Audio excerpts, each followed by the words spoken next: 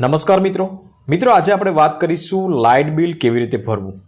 ગુજરાતની અંદર 4 ડિપાર્ટ છે, MGVCL, PGVCL, UGVCL અને DGVCL। આ ચારે ડિપાર્ટની પ્રોસેસ જે છે એ સેમ જ છે। ચારે ડિપાર્ટની અંદર તમે કેવી રીતના લાઇટ બિલ ભરવું એના વિશે આપણે સ્ટેપ બાય સ્ટેપ માહિતી આ વિડીયોના માધ્યમથી જાણીશું। કોઈ પણ તમારે એપ ડાઉનલોડ કરવાની જરૂરિયાત નથી। ઓનલાઈન તમારી પાસે ફોનપે હોય અથવા તો ફોનપે ન હોય તો ગૂગલ પે છે અથવા તો ATM છે, ક્રેડિટ કાર્ડ છે, તો આ તમામ માધ્યમોથી ઓનલાઈન માધ્યમોથી તમે લાઇટ બિલ 5 મિનિટની અંદર ભરી શકો છો। તો કેવી રીતે ભરવું એના વિશે સ્ટેપ બાય સ્ટેપ માહિતી આ વિડીયોના માધ્યમથી આપણે જાણીશું। મિત્રો તો વિડીયોને અંત સુધી જોતા રહેજો અને ચેનલ ઉપર નવા આવ્યા હોય તો ચેનલને સબસ્ક્રાઇબ જરૂરથી કરી લેજો અને વિડીયોને એક લાઇક જરૂરથી કરી લેજો। તો ચાલો શરૂ કરીએ। તો સૌપ્રથમ તમારું લાઇટ બિલ કેટલું બાકી છે એ આપણે જાણીશું। એ જાણવા માટે સૌપ્રથમ તમારા મોબાઈલની અંદર કોઈ પણ બ્રાઉઝર ઓપન કરી લો। હું અહીંયા ક્રોમ બ્રાઉઝર ઓપન કરીશું। ક્રોમ બ્રાઉઝર ઓપન કરીશું એટલે આ પ્રમાણે ઇન્ટરફેસ થશે। તમારે અહીંયા લખવાનું રહેશે ક્વિક પે GUVNL, બરાબર।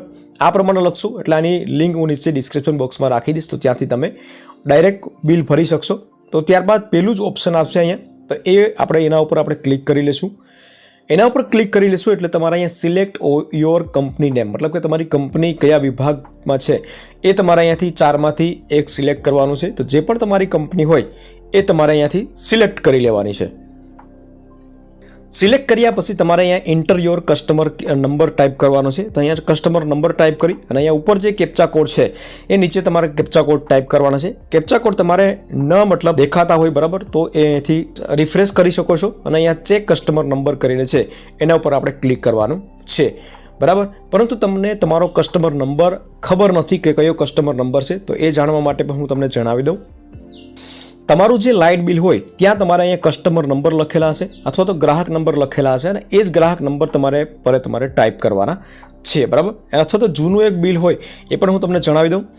આ પ્રમાણે જો તમારી પાસે જૂનું બિલ હોય તો જૂના બિલની અંદર અહીંયા પેલું જ છે ગ્રાહક નંબર કરીને છે અને ગ્રાહક નંબરમાં તમારે અહીંયા આ બીજા જે નંબરો છે એ તમારે ટાઈપ કરવાના છે, પરંતુ વચ્ચે વચ્ચે જે ઓબ્લિક કરેલા છે તો એ નંબરો તમારે ટાઈપ કરવાના નથી, બરાબર। આ જે 11-12 અંકનો જે નંબર છે એ પૂરો તમારે ત્યાં ટાઈપ કરવાનો છે।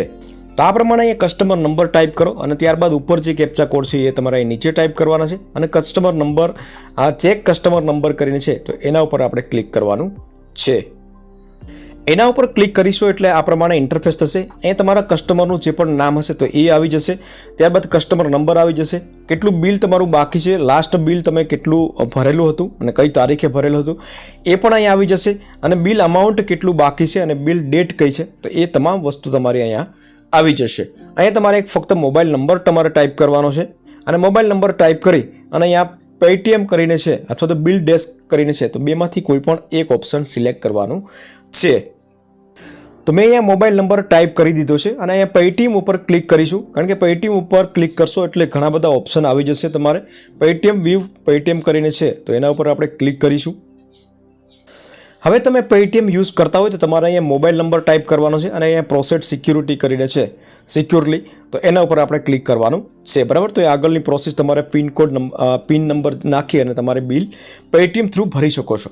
પરંતુ સપોઝ તમે પેટીએમ નો યુઝ કરતા હોય અને અધર કોઈ વસ્તુ યુઝ કરતા હોય તો તમે દાખલા તરીકે અહીંયા ATM યુઝ કરતા હોય, ડેબિટ કાર્ડ યુઝ કરતા હોય તો ડેબિટ કાર્ડના તમારે નંબર ટાઈપ કરવાના છે આ પ્રમાણે કાર્ડ નંબર ટાઈપ કરવાના છે। ત્યારબાદ અહીં એક્સપાયરી અને વેલિડિટી કેટલી છે, અહીંયા મહિનો અને એની જે વર્ષ છે એ તમારે ટાઈપ કરવાના છે અને CVVમાં આ ડેબિટ કાર્ડની પાછળ 3 અંક હોય એ તમારે ટાઈપ કરવાના છે, બરાબર। અને અહીંયા આપણે પે ટુ જે પણ બિલ હોય એ તમારે ટાઈપ કરવાનું છે। પરંતુ એના સિવાયનું અત્યારે લગભગ યંગ જનરેશન છે તો એ લગભગ ફોનપે અથવા તો ગૂગલ પે યુઝ કરતા હોય અને એના માટે આપણે એનાથી મતલબ તમારે બિલ ભરવું હોય તો એના માટે UPIમાં જવાનું રહેશે।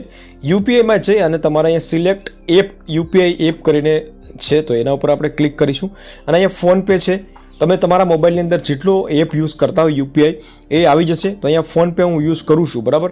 તો અહીંયા જસ્ટ ઓન કરીને છે તો એના ઉપર આપણે ક્લિક કરીશું અને અહીંયા સિમ્પલ વસ્તુ છે, અહીંયાથી તમારે પે 650 રૂપિયા બિલ છે તો એમાં પે કરી દેવાનું, ઓકે કરી દેવાનું છે।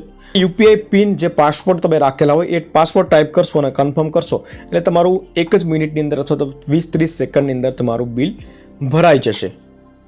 એ જ પ્રમાણે જો તમે નેટ બેન્કિંગનો યુઝ કરતા હોય તો અહીંયા નેટ બેન્કિંગના ઘણા બધા ઓપ્શન છે. એમાં જે બેંકના તમે નેટ બેન્કિંગ યુઝ કરતા હોય એ બેંક તમારે સિલેક્ટ કરવાની છે અને ત્યારબાદ અહીંયા પે કરીને છે એના ઉપર આપણે ક્લિક કરીશું એટલે એમાં પાસવર્ડ તમે ટાઈપ કરશો એટલે નેટ બેન્ક થ્રુ પણ તમે કોઈ પણ તમારું બિલ હોય લાઇટ બિલ એ તમે આસાનીથી સરળતાથી ભરી શકો છો. તો આ પ્રમાણે તમે કોઈ પણ ઓનલાઈન માધ્યમથી બિલ ભરી શકો છો. બહુ સરળતાથી બિલ ભરી શકો છો.